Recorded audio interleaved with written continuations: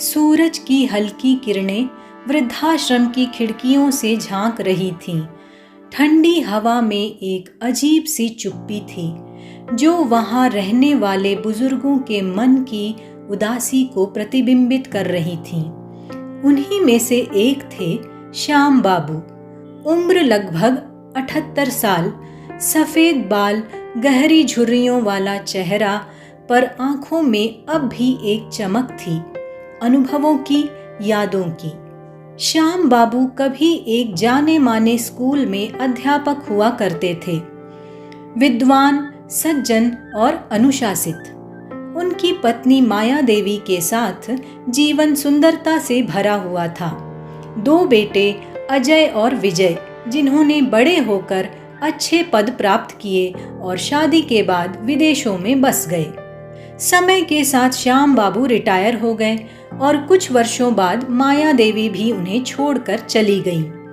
बेटे तो शुरू में हर महीने फोन करते, त्योहारों पर वीडियो कॉल कर लेते, पर धीरे धीरे उनका संपर्क भी कम होने लगा। एक दिन अजय और विजय दोनों भारत आए। श्याम बाबू को लगा शायद अब वे उन्हें अपने साथ ले जाएंगे, लेकिन पापा, आप वृद्धाश्रम में क्यों नहीं चले जाते? वहाँ आपकी उम्र के बहुत लोग मिलेंगे, देखभाल भी अच्छी होगी। उनके शब्दों में सहूलियत थी, भावना नहीं। श्याम बाबू मुस्कुराए। ठीक है बेटा, जैसे तुम्हें ठीक लगे।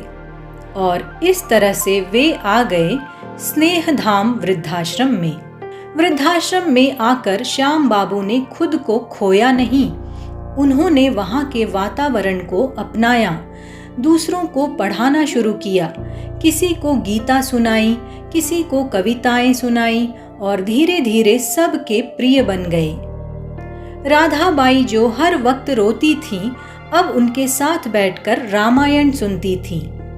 रमेश काका, जो बात नहीं करते थे, अब श्याम बाबू के साथ शतरंज खेलने लगे थे। वृद्धाश्रम में एक बार फिर जीवन के रंग लौट आए थे, सिर्फ इसलिए कि वहाँ एक श्याम बाबू थे जो सिर्फ जी नहीं रहे थे, दूसरों को भी जीना सिखा रहे थे। एक दिन वृद्धाश्रम में एक युवा महिला आई, नेहा।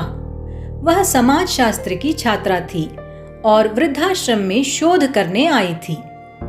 वह श्याम बाबू की बातें सुनती, नोट्स बनाती और अक्सर घंटों बैठकर उनसे जीवन के अनुभवों की कहानियां सुनती। धीरे धीरे नेहा को यह एहसास हुआ कि जीवन की असली शिक्षा तो इन बुजुर्गों के पास है, जिन्हें दुनिया ने पुराना कहकर भुला दिया है। एक दिन नेहा बोली, श्याम दादाजी, आपके बेटे आपसे मिलने क्यों नहीं आते? तब श्याम बाबू मुस्कुराए। बेटी, शायद समय के साथ रिश्ते भी नौकरी की तरह बदल जाते हैं, स्थानांतरण हो जाता है। कुछ महीने बाद श्याम बाबू की तबीयत बिगड़ने लगी। डॉक्टर ने आराम की सलाह दी, लेकिन वे अब भी दूसरों को प्रेरणा देना नहीं छोड़ते। एक दिन उन्होंने नेहा से कहा, बेटी, अगर मैं न रहूं तो इस वृद्धाश्रम में एक पुस्तकालय शुरू करवाना, लोगों की कहानियां इकट्ठा करना, ताकि आने वाली पीढ़ियां जान सके कि उम्र चाहे कितनी भी हो जाए, इंसान के पास अनुभवों का खजाना हमेशा होता है। श्याम बाबू उस रात सोते सोते हमेशा के लिए सो गए। कुछ महीने बाद स्नेहधाम वृद्धाश्रम पुस्तकालय की शुरुआत हुई, श्याम स्मृति केंद्र के नाम से। और नेहा ने पहले पन्ने पर लिखा, जिन्होंने वृद्धाश्रम को सिर्फ ठिकाना नहीं, एक जीवनशाला बना दिया, उन्हें श्रद्धांजलि।